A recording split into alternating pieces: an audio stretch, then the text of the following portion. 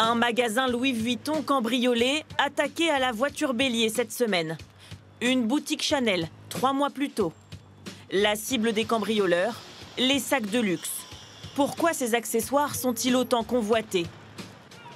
Pour cet expert en maroquinerie, la réponse est simple.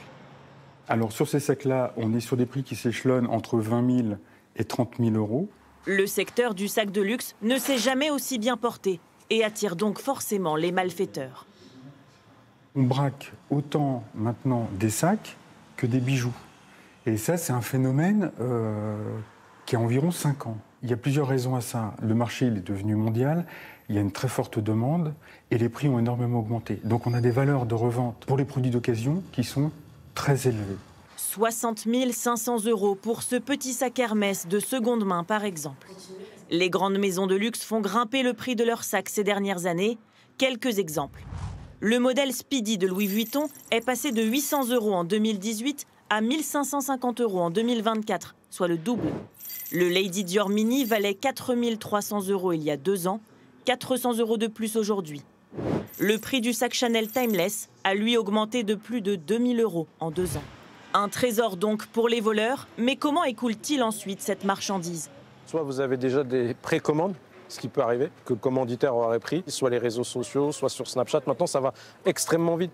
Certains voleurs n'hésitent pas à mettre en ligne leurs larcins sur des sites de vente d'occasion. Difficile, voire impossible pour les plateformes de savoir que l'article est issu d'un vol. Celle-ci sanctionne uniquement en cas de signalement. Si l'article d'une annonce nous est signalé par un titulaire de droit ou par les forces de l'ordre comme étant volé, nous bloquons définitivement l'utilisateur. Pour éviter de vendre des sacs volés, cette boutique spécialisée dans le luxe d'occasion dispose d'un site internet mais rencontre chaque personne qui souhaite déposer un sac, comme cette jeune femme. Alors j'aurais besoin d'une pièce d'identité s'il vous plaît. D'accord. Nom, prénom, coordonnées, l'entreprise remplit ainsi ce que l'on appelle un livre de police, qui peut être transmis sur demande aux forces de l'ordre. De quoi décourager des vendeurs malhonnêtes. Quand on leur demande les informations clés, comme une boîte mail, un numéro de téléphone ou surtout leur pièce d'identité, à ce moment-là, c'est un barrage. Si vous n'avez pas votre pièce d'identité, vous n'avez pas de quoi nous fournir des informations claires et précises, on ne peut pas générer la saisie de notre dépôt. Donc c'est soit vous avez, soit vous partez.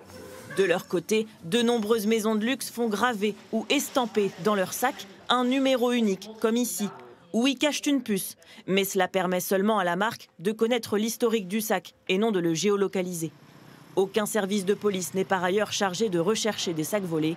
La priorité des forces de l'ordre, retrouver les auteurs.